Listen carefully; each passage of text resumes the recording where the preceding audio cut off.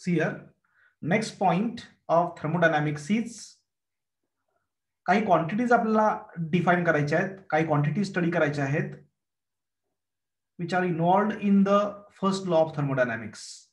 आपला first law of thermodynamics काय होता सांगा बघूया.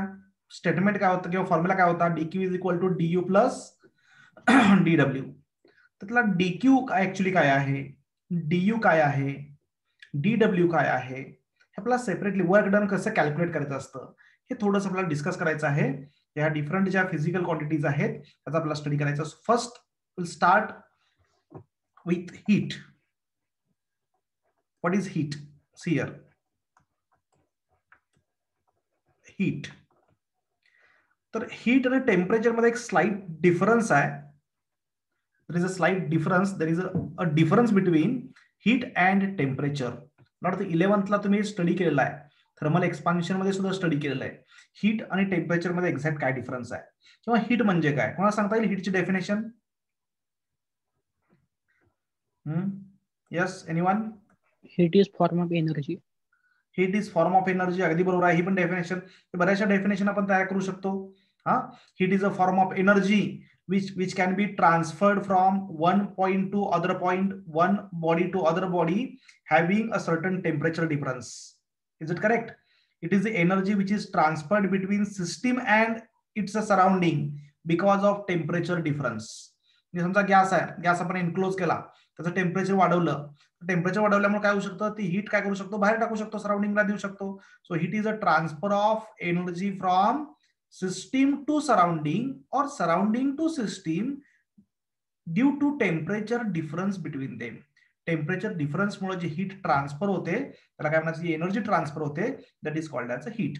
पण हीटची ऍक्च्युअल कन्सेप्च्युअल डेफिनेशन काय बघा, कन्सेप्च्युअल डेफिनेशन काय आहे. फॉर एक्झाम्पल समजा एक कंटेनर आहे आपल्याकडं, we are having one container. See here, exact definition काय आहे, कन्सेप्च्युअल डेफिनेशन काय आहे. ठीक आहे, तर याच्यामध्ये काय घेतलं मी, नंबर ऑफ मॉलिक्युल्स घेतले, गॅस एनक्लोज केला. Suppose this container is enclosed with the frictionless piston or it is enclosed with the fixed piston. ठीक आहे, आणि याच्यामध्ये नंबर ऑफ गॅस मॉलिक्युल्स आहेत. हा, here suppose number of gas molecules are there in the container. असे number of gas molecules आहेत. Gas मॉलिक्युल्सची energy कोणती असते सांगा बघा. Which type of energy is possessed by the gas molecule? Gas मॉलिक्युलला कुठल्या kinetic energy. The gas molecules has only kinetic energy. What is potential energy of gas molecule? Zero. Why potential energy is zero?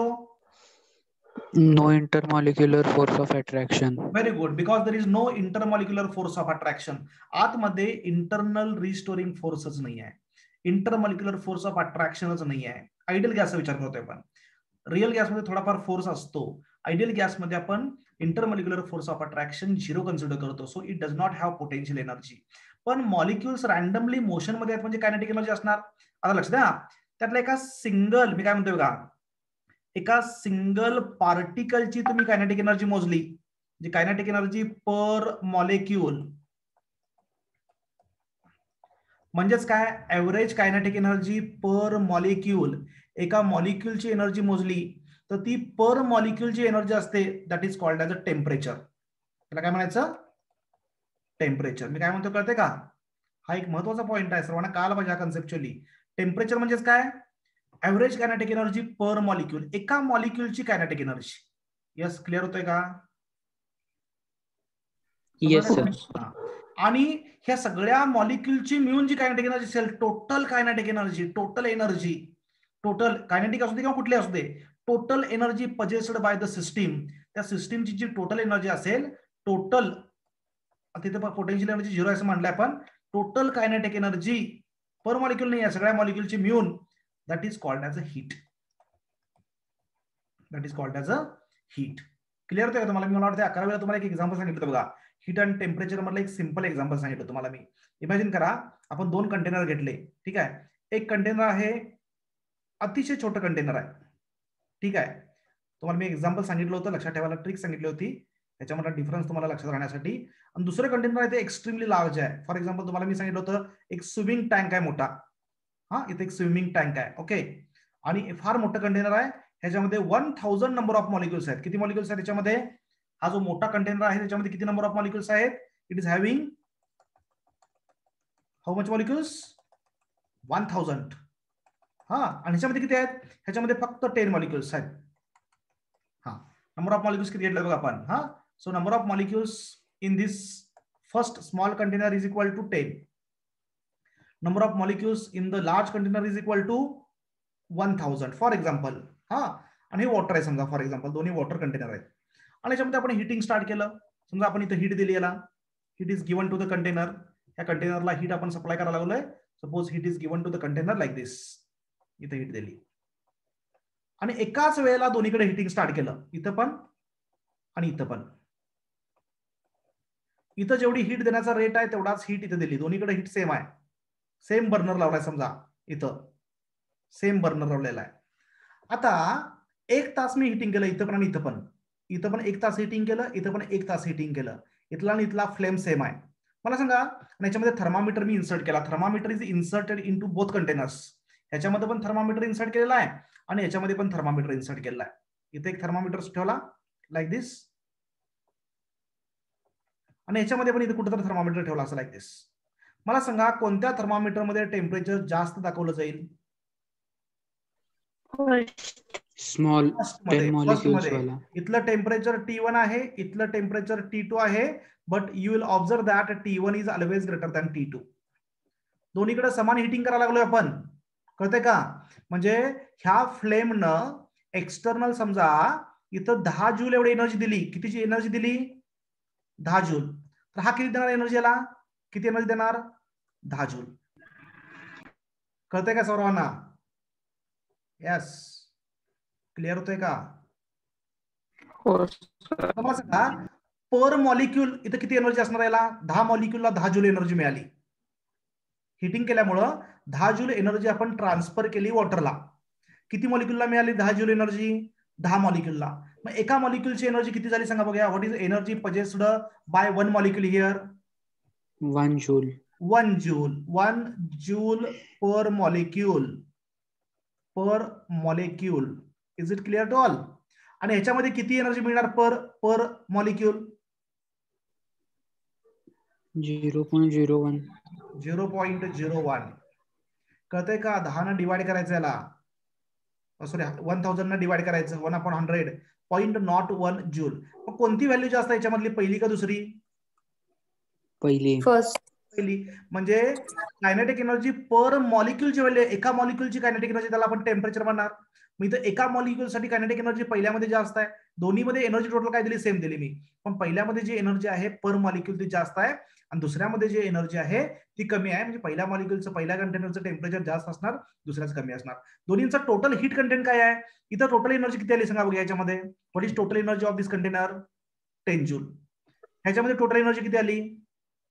10 joule. दोन्हीची change in heat किती झाली? दोघांची heat किती आली? Same. कळतंय का? हीट कंटेंट काय आहे? सगळ्या मॉलिक्यूलची मिळून जी एनर्जी असेल त्याला म्हणायचं हीट. मग दोन्हीमध्ये इथं काय? इथं सेम आहे ना हीट. इथं हीट सेम आहे पण टेम्परेचर काय आहे? वेगळा आहे. दोन्ही मधला डिफरन्स सर्वांना कळाला का? काय डाऊट असेल तर सर्वांना समजलंय का? हा, म्हणजे हीट आणि टेम्परेचर पूर्णपणे वेगळा आहे.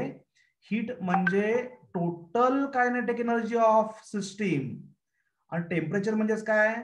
Average kinetic energy of the system per molecule. एका मॉलिक्यूलची जी एनर्जी असेल ते टेम्परेचर इंडिकेट करतं आणि टोटल जी एनर्जी असेल ती हीट इंडिकेट करते. So heat is the form of energy. आता हे दोन समजा मी हे कंटेनर एकमेकाला कनेक्ट केले बाय कंडक्टिंग रॉड, तर जे सिस्टीम गरम आहे त्यातून हीट काय होणार? इकडे ट्रान्सफर होणार ना. Heat transfer from body at higher temperature to the body at lower temperature. So heat is the form of energy which transfer from one system to another system or one system to its surrounding due to temperature difference. तर heat आणि temperature मध्ये जो difference सांगितला त्याच्यामध्ये काय doubt आहे का? Okay, आता हीट मध्ये तुम्हाला काय डाऊट नसेल तर आपण वर्ककडे जाऊया. वर्कची कन्सेप्ट अतिशय महत्वाची आहे. ऑब्जेक्टिव्ह साठी बरेच क्वेश्चन याच्यावर तयार होतात, बरेच शॉर्टकट्स पण मी तुम्हाला सांगणार आहे, शॉर्ट नोट सांगणार आहे. अतिशय महत्वाचा पॉईंट आहे वर्क डन. ह्याच्यावर एखादा क्वेश्चन येऊ शकतो, लक्ष द्या. भरपूर क्वेश्चन ह्याच्यावर तयार होतात. Work done. So what is work done? See here, एक एक्झाम्पल घेऊया आपण. Suppose I take one container here. इथं घेतो मी. Suppose this is a container. एक कंटेनर आहे, एक सिलेंडर आहे समजा, it is a cylinder which is fitted with the frictionless piston. इथे एक पिस्टन आहे, suppose this is a piston. Okay, आणि याच्यामध्ये गॅस एनक्लोज केला आहे. Suppose we have enclosed the gas in the cylinder. याच्यामध्ये आपण गॅस एनक्लोज केला. ओके, हे नंबर ऑफ गॅस मॉलिक्युल्स आहेत. Gas molecules, gas is enclosed in the cylinder. आता ज्यावेळी मी गॅस एनक्लोज करणार, molecules move randomly in all possible directions. The molecules collide with each other, the molecules collide on the wall of container. So they exert pressure on the wall of container. हे molecules काय करणार, त्याच्या वॉलवर pressure exert करणार. ह्या डायरेक्शनला जे molecules ह्या पिस्टॉनवर upward डायरेक्शनला collide होतील, समजा आतल्या गॅसचं प्रेशर पी आहे, हा कोलाइड झाला तिथं फोर्स एक्झर्ट करणार ना. मला सांगा किती फोर्स एक्झर्ट करेल हा गॅस ह्या पिस्टॉनवर, किती फोर्स एक्झर्ट करेल? P into A. P into A. कारण pressure is equal to force upon area. So force is equal to pressure into area. सर्वांनी लक्ष द्या, हा अतिशय सिंपल पॉइंट आहे, हा आणि महत्वाचा आहे. So this F is equal to P into A. आता लक्ष द्या, due to this force exerted by the pressure, due to this force exerted by the pressure, the piston will move in the upward direction. Is it correct? Piston will move in the upward direction. Piston असं वर move होईल. समजा dx एवढ्या डिस्टन्सने piston move झाला किंवा x एवढ्या डिस्टन्सने piston move झाला, piston upward डायरेक्शनला move झाला, म्हणजे एक्सपान्शन झालं गॅसचं एक्सपान्शन झालं. मग एकच मिनिट,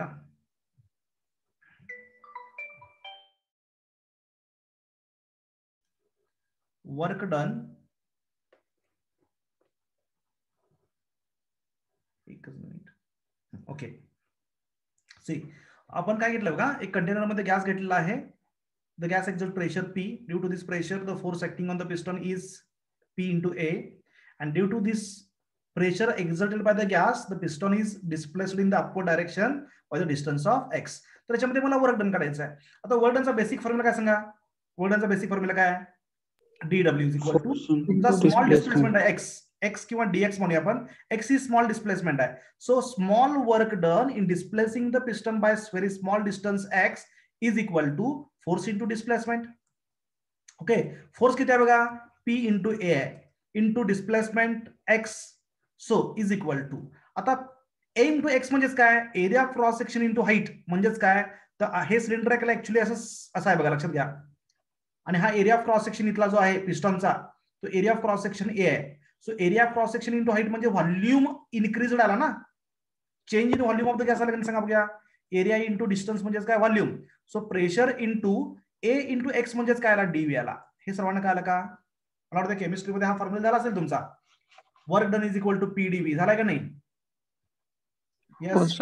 हा, मग हे स्मॉल वर्क आलं. तुम्हाला टोटल वर्क काढायचं असेल, इनिशियल व्हॉल्यूम समजा ह्या कंटेनरचा इनिशियल व्हॉल्यूम जो आहे, suppose initial volume is VI and final volume is VJ. ठीक आहे, आणि जो व्हॉल्यूम इन्क्रीज वाला आहे तो VI टू VJ इन्क्रीज वाला आहे. तुम्हाला टोटल वर्क डन काढायचं असेल तर total work done can be calculated by integrating the small work within limits VI to VJ, initial volume to final volume, V1 to V2 म्हटलं तरी चालतं. Initial volume to final volume PdV is equal to integration VI to VJ. इथे काय आला, DW म्हणजे PdV आहे. DW म्हणजे काय, work done, small work done. Small work done is equal to PdV. आता याचं इंटिग्रेशन घेतलं तर प्रेशर तर कॉन्स्टंट आहे. सो P इंटू ब्रॅकेट काय येणार, VJ, अप्पर लिमिट VJ आहे, मायनस VI. प्रत्येक फॉर्म्युला समजावून घ्या, भरपूर फॉर्म्युला घ्यायचे वर्क डनचे. So P into final volume minus initial volume म्हणजे हा इनडायरेक्टली काय आहे, चेंज इन व्हॉल्यूमच आहे. So change in volume into pressure म्हणजेच काय आलं, वर्क डन. यस, इथपर्यंत क्लिअर झालं का, how to calculate work done? कळलं? ओके, आता यात दोन गोष्टी महत्वाच्या लक्षात ठेवा. केमिस्ट्री आणि फिजिक्स मध्ये थोडासा चेंज आहे याच्यामध्ये तुमचं कन्फ्युजन होऊ शकतं. फिजिक्स मध्ये बघा, व्हॉल्यूम इन्क्रीज होत असेल, we can call it as expansion of gas. हे लक्षात ठेवा, महत्वाचं फिजिक्स साठी. Expansion of gas, expansion of gas असेल तर मला सांगा फायनल व्हॉल्यूम जास्त असणार का इनिशियल व्हॉल्यूम जास्त असणार? Final volume. Final value. Definitely final volume जास्त असणार. मग फायनल व्हॉल्यूम जास्त असेल तर हे आन्सर पॉझिटिव्ह येणार. So in this case work done is W is considered as positive. Okay, म्हणजे एक्सपान्शन ऑफ गॅस असेल तर लक्षात ठेवायचं वर्क डन नेहमी पॉझिटिव्ह घ्यायचं. आणि समजा मी हा पिस्टॉन खाली घेतला म्हणजे कॉम्प्रेशन केलं, compression of gas. Whenever there is a compression of gas, compression वाले म्हणजे फायनल व्हॉल्यूम कमी झाला, इनिशियल व्हॉल्यूम जास्त होता, म्हणजे हे चेंज इन व्हॉल्यूम निगेटिव्ह येणार. आणि चेंज इन व्हॉल्यूम जर निगेटिव्ह असेल तर वर्क डन सुद्धा काय येणार? निगेटिव्ह येणार. So in this case whenever there is a compression of gas, work done is taken as negative. Clear होतंय? समजलं का? आता केमिस्ट्रीमध्ये काय केलं माहिती का? केमिस्ट्रीमध्ये एक्सपान्शन ज्यावेळी होतं त्यावेळी वर्क डन निगेटिव्ह घेतलंय, उलट घेतलंय.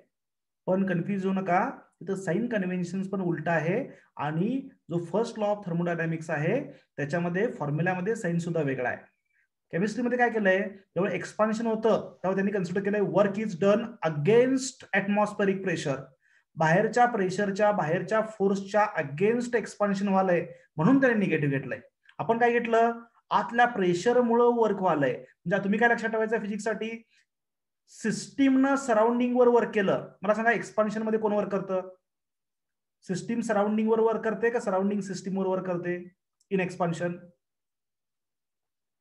System surrounding. हा, म्हणजे हा गॅस एक्सपांड व्हालाय म्हणजे पिस्टॉन वर वर्क व्हालाय. पिस्टॉन म्हणजे इथे सराउंडिंग घ्यायचं, बाहेरचा सगळा part. Okay, so work is done by the system on the surrounding. Bye the system on the surrounding असेल तर एक्सपान्शन होतं, वर्क डन पॉझिटिव्ह. आणि by the surrounding on the system होत असेल, सिस्टीमला मी खाली ढकललं, पिस्टॉनला मी खाली ढकललं, ठीक आहे, तर सराउंडिंगनं सिस्टीमवर वर्क केलं असेल तर कॉम्प्रेशन होतं, work done is taken as negative. इथपर्यंत क्लिअर झालं सर्वांना? हळूहळू एक एक एक टर्म आपण सिम्प्लिफाय करत जाऊया. एकाच वेळी सगळा विचार केला पूर्ण कायनेटिक थेअरी ऑफ गॅसेसचा टॉपिक पूर्ण अवघड वाढतो. थर्मोडायनामिक्स एकाच वेळी विचार केला तर अवघड वाढतो. पण हळूहळू एक एक टर्म आपल्या सिम्प्लिफाय करत जायचं, एक एक टर्म समजावून घेत जायच्या, त्याचे क्वेश्चन्स बघत जायचं. असं जर करत गेला तर तुम्हाला हा टॉपिक सोपा वाटायला लागेल. इथपर्यंत कळलं सर्वांना? हो सर. ओके, आता लक्ष द्या, वर्क डन मध्ये अजून एक 2-3 पॉईंट्स घ्यायचे आहेत.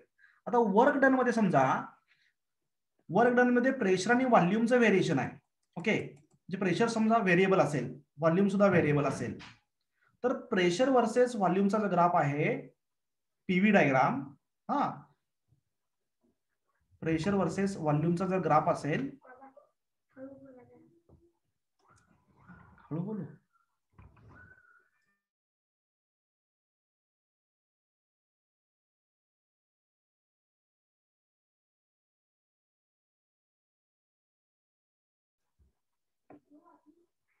okay, so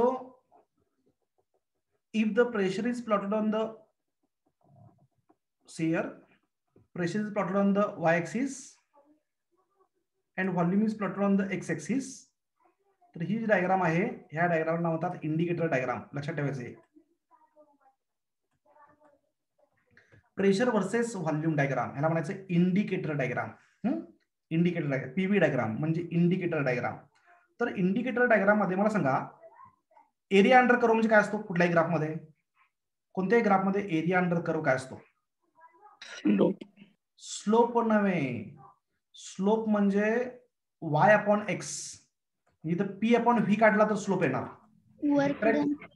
P into V.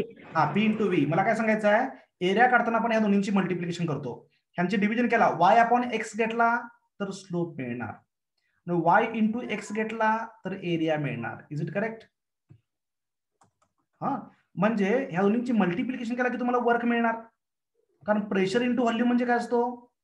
डायमेन्शनली pressure newton per metre square आणि त्याला व्हॉल्यूमनं मल्टिप्लाय केलं, volume metre cube, metre square gets cancel, newton metre म्हणजे काय? फोर्स इंटू डिस्प्लेसमेंट म्हणजे काय आलं?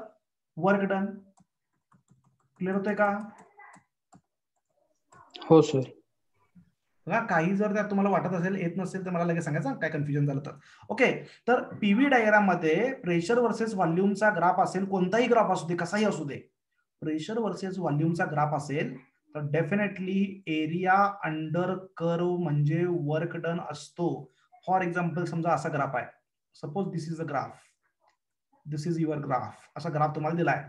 तुम्हाला विचारलं what is work done in this case, एवढी डायग्राम फक्त दिले तुम्हाला आणि तसे कोऑर्डिनेट्स दिले तुम्हाला. इथं प्रेशर इथं 1 newton per metre square, 2 newton per metre square, 3, 4, 5, volume 1 metre cube, 2 metre cube, 3 metre cube, असे काहीतरी तुम्हाला इथं कोऑर्डिनेट्स दिलेत.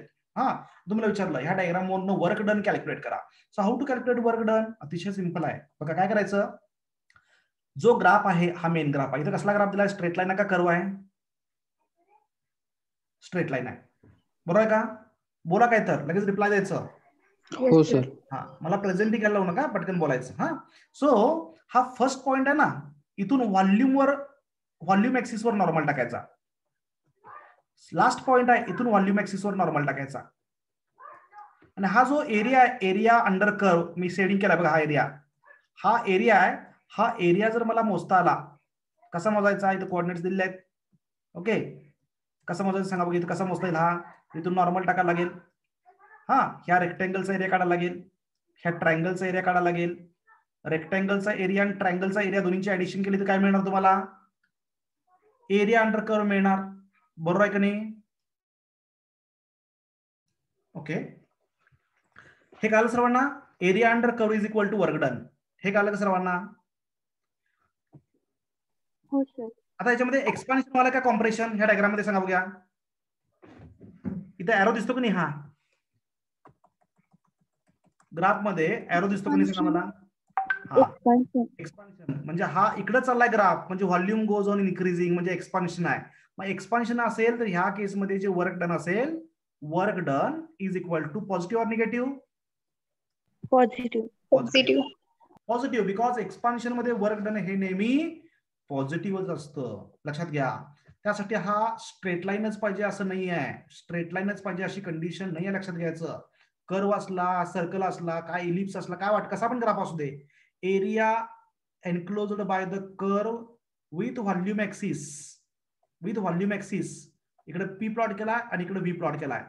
व्हॉल्यूम लक्षात ठेवा, तुम्हाला ग्राफ तुम्हाला फसवण्यासाठी उलटा येऊ शकतो. इकडे व्ही प्लॉट केला आणि इकडे पी प्लॉट केला, समजा इथं व्ही असता तर इथून इकडे नॉर्मल टाकायचा, हा एरिया घ्यायचा. कळते सर्वांना? इथं जर व्हॉल्यूम दिला असता असा तर ग्राफ इथला यायला पाहिजे असा, हा एरिया काढायचा. कळलं का सर्वांना? व्हॉल्यूम ऍक्सिसशी बाउंड जो एरिया असेल तो घ्यायचा आहे. Is it clear to all? Yes sir. समजा असा ग्राफ दिला, लाईक दिस, असा ग्राफ आहे. प्रेशर वर्सेस व्हॉल्यूमचा ग्राफ आहे हा. कुठला? तर हा येलो कलरनं दिलेला आहे, हा ग्राफ आहे. समजा दिस इज अ ग्राफ, असा आहे. सांगा याच्यावर कन्क्लुजन काय काढणार? How to calculate work done? इथून नॉर्मल टाकायला लागेल, इज इट करेक्ट? इथून नॉर्मल टाकायला लागेल आणि हा जो एरिया तो काढावा लागेल. This is area under curve. कसा काढायचा त्यासाठी तुम्हाला प्रॉब्लेमच असं सेट केलेला असतं की तुम्हाला एरिया काढता येईल. एवढा एरिया, हा एरिया जो आहे इथं जे वर्क डन असणार आहे, वर्क डन म्हणजे एरिया अंडर कर्व. ठीक आहे, इथं वर्क डन पॉझिटिव्ह घ्यायचं का निगेटिव्ह घ्यायचं? निगेटिव्ह, कारण इथं कॉम्प्रेशन वाला आहे ना, व्हॉल्यूम डिक्रीज वाला. ग्राफ असा काय, एरो कसा आहे, एरो इकडे चाललाय म्हणजे व्हॉल्यूम डिक्रीज वाला आहे, इकडे ग्राफ चाललाय असा म्हणजे व्हॉल्यूम डिक्रीज वाला आहे. So as volume is decreasing it is a compression, in compression work done is negative. Yes, clear झालं सर्वांना? Any doubt? काय डाऊट आहे का? ओके, सी हिअर अजून भरपूर केसेस आहेत, भरपूर पॉईंट डिस्कस करायचे अजून. बघा, लक्ष द्या, असे क्वेश्चन्स विचारले गेलेत.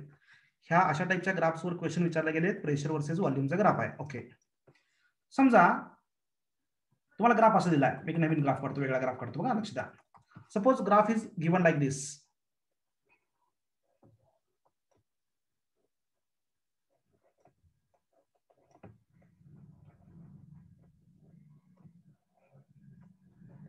असा ग्राफ आहे,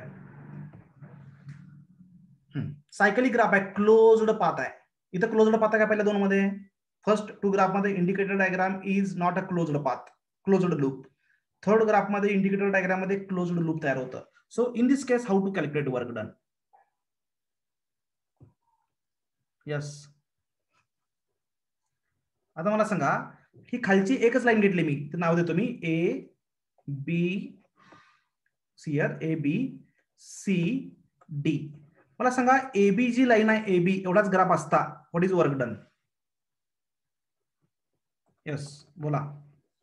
एडी सॉरी एडी हा एवढाच ग्राफ असेल असा, तर वर्क डन किती येणार? 0. कारण ही लाईन व्हर्टिकल असल्यामुळं इथून नॉर्मल टाकला व्हॉल्यूम ऍक्सिस वर तर इथेच येणार. स्ट्रेट लाईन ना व्हर्टिकल एक्झॅक्टली, इथून टाकला तर इथेच येणार. So it is area under curve 0. So work done is equal to 0. ही कुठली प्रोसेस आहे सांगा बघा? AD isochoric volume remains constant. बाकी एडी मध्ये कुठूनही लाईन टाकली तर ती व्हॉल्यूमला एकाच पॉइंटवर येणार ना. म्हणजे एडी साठी चेंज इन व्हॉल्यूम किती आहे? 0 आहे. म्हणजे व्हॉल्यूम कॉन्स्टंट आहे. व्हॉल्यूम कॉन्स्टंट असेल तर कुठली प्रोसेस असते? आयसोकोरिक. प्रेशर आता एबी ग्राफ कुठला सांगा बघा? एबी साठी प्रेशर काय आहे? कॉन्स्टंट. कळते का सर्वांना? हो सर. हा म्हणजे एबी आयसोबारिक आहे, एडी आयसोकोरिक आहे, बीसी आयसोकोरिक आहे. वर्क डनचा बेसिक फॉर्म्युला असतो पीडीव्ही. आयसोकोरिकला चेंज इन व्हॉल्यूम 0 असतो, म्हणजे वर्क डन किती आलं? 0. म्हणजे आयसोकोरिक प्रोसेसला वर्क डन नेहमी किती असतं? 0 असतं. इथपर्यंत काय सर्वांना? Yes yes sir. आता लक्ष द्या. मला सांगा हा जो एडी ग्राफ आहे, एडी लाईन आहे, याच्यासाठी वर्क डन 0 आहे, याच्यासाठी वर्कच नाही आहे. ठीक आहे. बीसी साठी किती असणार? 0. ठीक आहे, हे पण 0 आलं. आता सीडी साठी किती असेल सांगा? How to calculate work done for CD? CD साठी कसं काढायचं? How to calculate work done for CD? तर तुम्हाला मी काय सांगितलं, बाकीचं इथे विसरा ना सगळं. सीडी एकच लाईन आहे तर समजा, तर सी पासून नॉर्मल टाकायचा, इथे बाकीचं काहीच नाही आहे. सी पासून नॉर्मल टाकायचा व्हॉल्यूम ऍक्सिस वर, डी पासून नॉर्मल टाकायचा, एरिया अंडर कर्व किती येणार? एवढा येणार. Is it correct?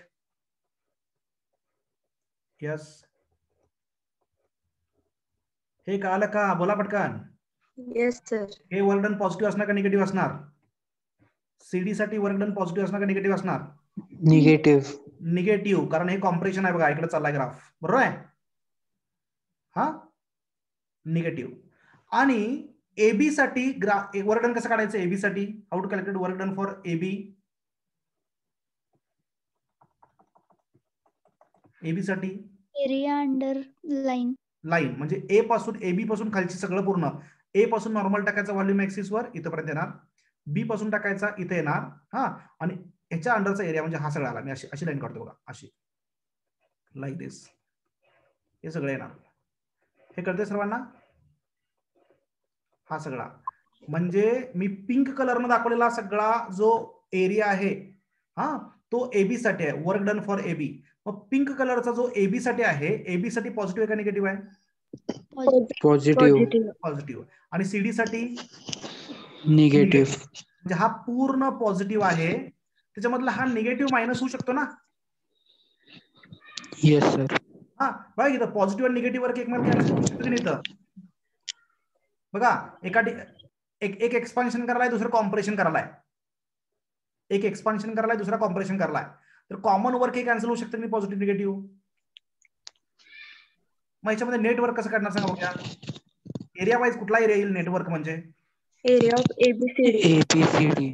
म्हणजे लक्षात ठेवायचं एक सिंपल पॉइंट आपल्याला कळाला, एक कन्क्लुजन कळालं की कुठलंही क्लोज्ड लूप असेल तर फक्त त्या लूपनं एनक्लोज केलेला एरिया असेल, म्हणजे कुठला? तर हा एवढाच, फक्त पिंक कलरचा आहे तो.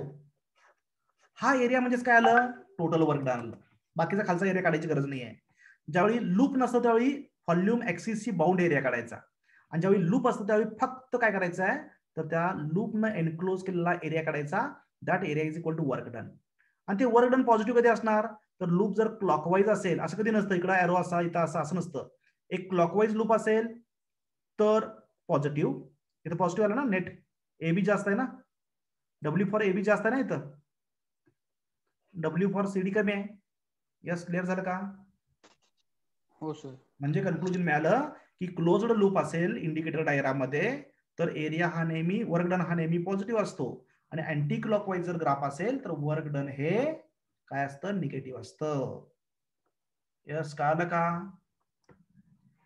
समजा हो याच्यामध्ये सर. दिला असा ट्विस्टेड क्वेश्चन सांगतो मी, लक्ष द्या. हा, असा एक क्वेश्चन मला वाटतं आपल्या बुकलेटमध्ये पण असेल.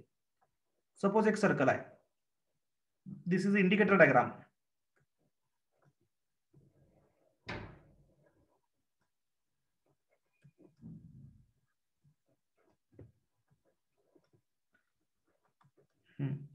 असे इंडिकेटर डायग्राम दिले, हे दोन सिस्टीम्स आहेत, इंडिकेटर डायग्राम्स आहेत. तुम्हाला विचारलंय what is the net work done in this diagram. Net work done किती असेल, positive or negative? Positive. Very good. कारण area enclosed by the loop म्हणजे हा एरिया येणार, हा वर्क डन येणार ए साठी, हे वर्क डन येणार बी साठी. मोठा सर्कल, मोठा एरिया कुठला आहे? फर्स्ट वाला मोठा आहे, ए चा मोठा आहे, बरोबर आहे की नाही? म्हणजे वर्क डन कोणाचं जास्त आहे? ए चं जास्त आहे. मग ए मध्ये काय व्हायला, क्लॉकवाईज आहे का अँटी क्लॉकवाईज? ए मध्ये क्लॉकवाईज. क्लॉकवाईज. म्हणजे क्लॉकवाईज काय असतो? पॉझिटिव्ह. म्हणजे पॉझिटिव्ह वर्क जास्त आहे आणि निगेटिव्ह वर्क कमी आहे. म्हणजे नेटवर्क काय आलं? ए मायनस बी. कळालं का? पॉझिटिव्ह. ऑप्शन मध्ये काय दिलं जाईल तुम्हाला? नेटवर्क पॉझिटिव्ह आहे का निगेटिव्ह एवढं विचारलं जाईल. कळालं? यस. Yes sir. ओके. म्हणजे कन्क्लुजन काय मिळालं बघा, for indicator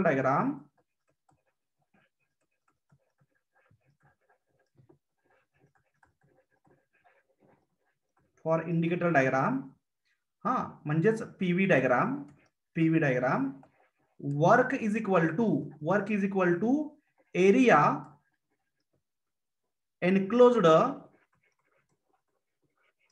enclosed by the graph with what? With volume axis. हे एक महत्वाचं कन्क्लुजन मिळालं. ओके. दुसरं कन्क्लुजन काय मिळालं की कॉम्प्रेशनला वर्क डन निगेटिव्ह, एक्सपान्शनला वर्क डन पॉझिटिव्ह. इथं वर घेतलंय मी कन्क्लुजन. ठीक आहे.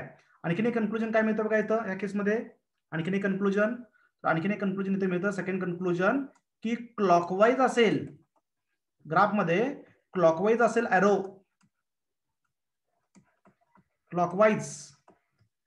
क्लॉकवाईज रोटेशन असेल लूप मध्ये. ठीक आहे. तर वर काय असणार? क्लॉकवाईजला पॉझिटिव्ह असणार. ओके. आणि थर्ड पॉइंट, अँटी क्लॉकवाईज असेल,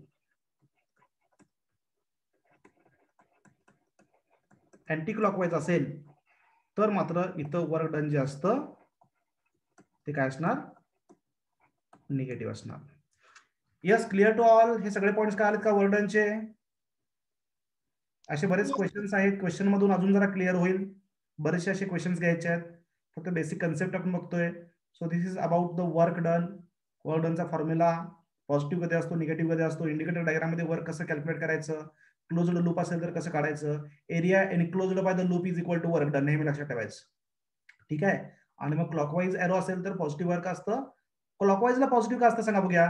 मला सांगितलं इथे मी क्लॉकवाईजला पॉझिटिव्ह का असतं, कारण जो वर हायेस्ट पॉइंटला आहे तो एक्सपान्शन दाखवतो आणि लोएस्ट पॉइंटला आहे तो कॉम्प्रेशन. हा पार्ट निगेटिव्ह दाखवतो ना, हा कॉम्प्रेशन दाखवतो आणि वरचा पार्ट काय दाखवतो? एक्सपान्शन. म्हणजे एक्सपान्शन जास्त आहे आणि कॉम्प्रेशन कमी आहे. म्हणजे नेट एक्सपान्शनच वाले ना, नेट एक्सपान्शन वाले म्हणजे वर्क डन काय असणार? पॉझिटिव्ह असणार. यस, कळालं सर्वांना? हो सर. तर आता आपण जे वर्क डनचे फॉर्म्युले स्टडी केलेले आहेत, ओके, सियर, त्याच्यामध्ये आणखीन एक पॉइंट महत्वाचा बघायचा आहे. म्हणजे वर्क डन कॅल्क्युलेट करताना फक्त आपला व्हॉल्यूम इन्क्रीज झाला म्हणूनच वर्क डन होतं, किंवा व्हॉल्यूमचे लिमिट माहित असतील तरच वर्क डन कॅल्क्युलेट करता येतं असं नाहीये. ठीक आहे. व्हॉल्यूमचा म्हणजे व्हॉल्यूमचे लिमिट्स माहित आहेत, व्हॉल्यूम कुठून कुठेपर्यंत चेंज व्हायला आहे, इनिशियल आणि फायनल व्हॉल्यूम माहित असेल, डीव्ही माहित असेल तरच आपल्याला वर्क डन कॅल्क्युलेट करता येतं असं नाहीये. एखादा क्वेश्चन असा असू शकतो, हा तुमच्या बुकलेटमध्ये पण एक्झाम्पल मी टाईप करतोय, एक्झाम्पल एक दिलेला आहे. काय एक्झाम्पल आहे की समजा असं एक एक्झाम्पल घेऊ आपण.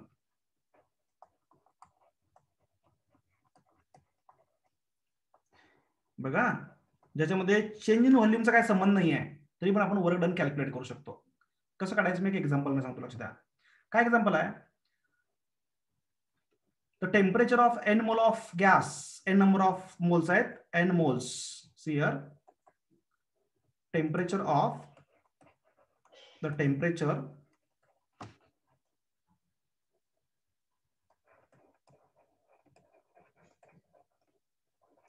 of n mole of gas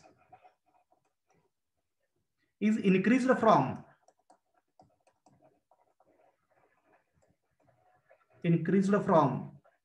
temperature आपण इन्क्रीज करालोय. गॅस किती आहे? n number of moles of gas आहे, आणि temperature is increased from T0 to 2 times T0. जे टेम्परेचरचं लिमिट मला माहिती आहे. बाय द प्रोसेस हे मात्र तुम्हाला दिलेलं असलं पाहिजे. By the process P is equal to alpha upon T. जास्त एक रिलेशन दिलंय, टेम्परेचर आणि प्रेशरचं एक रिलेशन दिलंय, आणि टेम्परेचर आपण इन्क्रीज करालोय. आता काय करायचं आपल्याला? तो वर्क डन काढायचा आहे. Calculate work done. Calculate work. मला वर्क डन कॅल्क्युलेट करायचा असा क्वेश्चन आहे. ठीक आहे. तर याच्यामध्ये मला वर्क डन जर कॅल्क्युलेट करायचं असेल, बघा सर्वांनी लक्ष द्या, तर वर्क डनचा बेसिक फॉर्म्युला काय आहे? What is basic formula for work done? PdV. W is equal to integration of PdV, limit from V1 to V2, म्हणजे V initial to V final असं म्हणूया आपण. हा बेसिक फॉर्म्युला आहे वर्क डनचा. पण आपल्या इथं V1 V2 दिलाय का? व्हॉल्यूम एक्सपान्शन व्हायला लागलंय, चेंज इन व्हॉल्यूम DV आहे, तो दिलेलाच नाही आहे. पण आपल्याला माहिती आहे ideal gas equation, we know PV is equal to nRT for n mole of gas.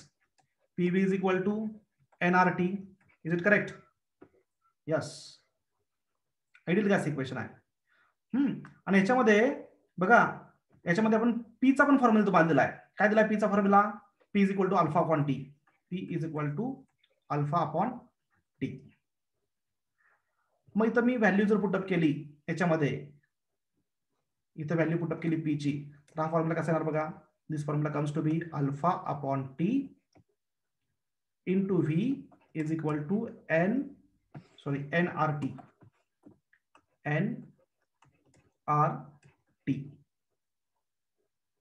काय करता येईल आता? व्हॉल्यूमचा फॉर्म्युला काय येणार? nRT स्क्वेअर, टी मल्टिप्लायला गेला, अल्फा डिवाइडला आला अपॉन अल्फा. ओके, हिचा फॉर्म्युला मिळाला. आता दोन्हीकडे डेरिव्हेटिव्ह घेतलं, take derivative on both sides. काय सांगा बघूया? Differentiating on both sides. सांगा पटकन. Yes, DV is equal to काय येणार?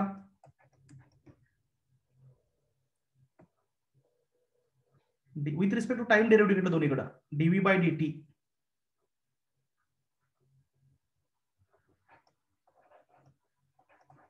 With respect to temperature, sorry. काय लिखलं सांगा बघूया? n कॉन्स्टंट आहे, 2nRT upon alpha. 2t upon alpha. Is it correct? T स्क्वेअरचं 2t, DT कडे मल्टिप्लायला गेला. So what is DV? DV is equal to nR into 2t upon alpha into DT. हे कळालं का? Yes, yes sir. आता work डनचा formula calculate करूया. आपला वर्क डन काढायचा आहे. मेन बेसिक फॉर्म्युला तोच यूज करतोय मी. So what is W? W is equal to integration V1 to V2. V1 to ची काय ना T0 टू 2T0. आता टेम्परेचरचं लिमिट पुटअप करायचं. तर आता integration with respect to temperature घ्यालोय.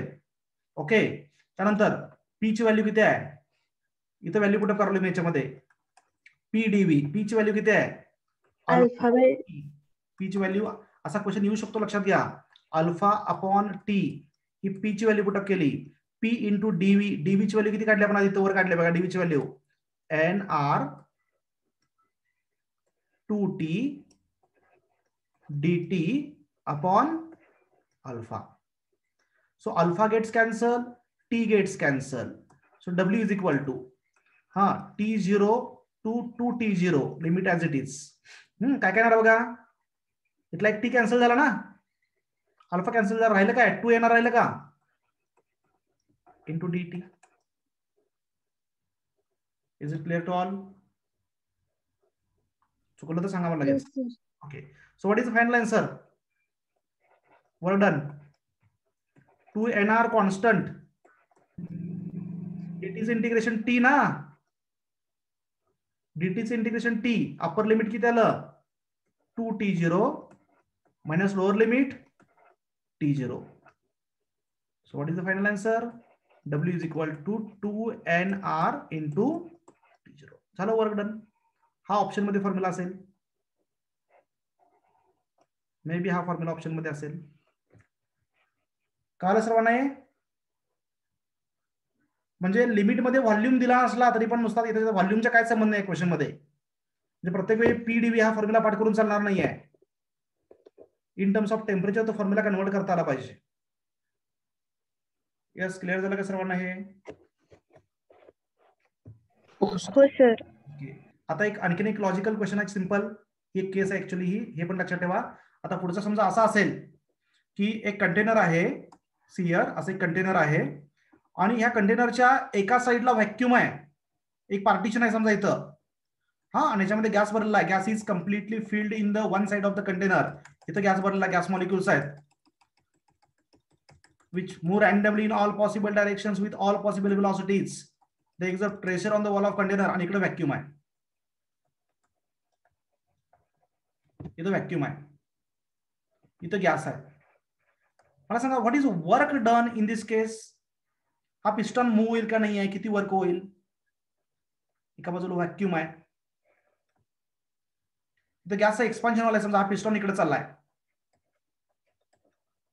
हा पिस्टन इकडे चाललाय, गॅस एक्सपांड वाला आहे. तर तुम्हाला असा फसवा क्वेश्चन येऊ शकतो की गॅस ह्या केसमध्ये एका बाजूला व्हॅक्यूम आहे, एका बाजूला गॅस आहे, आणि गॅस एक्सपांड वाला आहे. What is work done, positive or negative? Gas expand वाला आहे, work done positive or negative?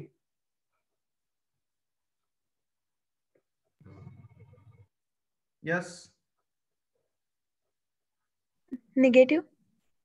Gas expand वाला आहे, एक्सपान्शन ऑफ गॅस वाला आहे, work done positive or negative?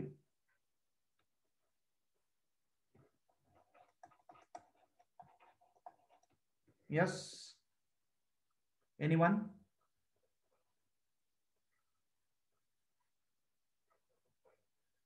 Okay, बोला बोला, लवकर बोला. Smith, work done positive or negative? Sadia, Sadia, work done positive का निगेटिव्ह येणार एक्सपान्शन मध्ये? या बाजूला व्हॅक्यूम आहे, इथं गॅस आहे, हा, gas expands. In this case work done is positive or negative? कुणीच बोलत नाही. विशाल, आवाज येत नाही माझा? Sir positive. तर लक्षात घ्या, या ठिकाणी वर्क डन 0 असणार, पॉझिटिव्ह निगेटिव्हचा संबंधच नाही आहे. इकडे ह्याला अपोज करायला कोण आहे का या साईडला? अपोज करायला कोण आहे का या साईडला? इथे मला सांगा, पिस्टनला अपोज करायला कोणी आहे का? व्हॅक्यूम असल्यामुळे या साईडला प्रेशर नाहीच ना. मग एका साईडला प्रेशर नसेल तर अपोज करायला कोणच नसेल तर कशाला वर्क होईल? ग्रॅव्हिटी फ्री स्पेस मध्ये एखादी बॉडी तुम्हाला मूव्ह करायची असेल तर वर्क डन करावं लागतं का? नाही करायला लागत ना. अगेन्स्ट ग्रॅव्हिटी, ग्रॅव्हिटेशनल फील्ड मध्ये एखादी बॉडी तुम्हाला उचलायची असेल तर वर्क करावं लागतं, पण अगेन्स्ट ग्रॅव्हिटी आपण वर्क करतो. तसं या बाजूला काहीच प्रेशर नाही आहे, ह्याला अपोज करायलाच कोण नाही आहे, तर कुणाच्या अगेन्स्ट वर्क होणार? सो वर्क, इथं प्रेशर किती आहे या व्हॅक्यूमचं? व्हॅक्यूमचं प्रेशर किती असतं? 0. So work done in this case is equal to 0. कळलं का? So if gas expands in such a way that other side of the piston is a vacuum, then work done by the gas will be equal to 0. Clear झालं सर्वांना हे? आणि समजा इथं समजा असं असेल की पिस्टन आहे, लक्ष द्या, एक पिस्टन आहे, आणि ह्या पिस्टनला अशी कन्सेप्ट आहे की वरून इथं ऍटमॉस्फेरिक प्रेशर आहे आणि इथं गॅस आहे आणि तो एक्सपांड व्हायला लागलाय. तर इथे मात्र काय होणार? Against this pressure, against the external force, the pistons expand, so work done is positive here. या ठिकाणी वर्क डन काय असणार आहे? पॉझिटिव्ह असणार आहे. आणि याच्यावर समजा एक बॉडी ठेवली, इथे मी अशी बॉडी ठेवली, तुम्हाला विचारलं इथं वर्क डन किती होणार सांगा बघूया, कसं काढता येईल? तुमचं लॉजिक काय सांगतं? एक पिस्टॉन आहे, हा, आणि इथं गॅस भरलेला आहे आणि बाहेर सराउंडिंग आहे, ऍटमॉस्फिअरचं प्रेशर P0 आहे. त्याच्यावर एक मी वेट ठेवलं छोटंसं, अर्ध्या किलोचं वेट ठेवलं पिस्टॉनवर. वेट ठेवलं नसतं तर इझिली एक्सपान्शन झालं असतं की नाही? यस. तर वेट जर ठेवलं नसतं तर एक्सपान्शन इझिली झालं असतं की नाही सांगा मला? हा, आता लक्ष द्या, इथं वेट ठेवल्यामुळे इझिली एक्सपान्शन होतं का? तरी पण जर एक्सपान्शन झालं तर इथं जे वर्क असणार आहे that work is equal to work done against external pressure, म्हणजे PdV पण असणार आहे, P0 dV. आणि इथं जे वेट आहे की नाही, हे वेट त्याच्या अगेन्स्ट जे वर्क आहे, पिस्टन समजा x वर गेला तर ह्या weight mg into expansion x, हे सुद्धा वर्क आहे ना अगेन्स्ट ग्रॅव्हिटी, ह्या वेटच्या अगेन्स्ट, त्याच्यामध्ये ऍड होणार. कळतंय का? Work done. म्हणजे अशा केसमध्ये ह्या ठेवलेल्या वेटच्या अगेन्स्ट पण वर्क होणार आणि सराउंडिंगच्या अगेन्स्ट पण वर्क होणार, दोन्हीचे ऍडिशन होणार. काल सर्वांना हे नंतर असा एखादा क्वेश्चन घेऊया म्हणजे क्लिअर होईल.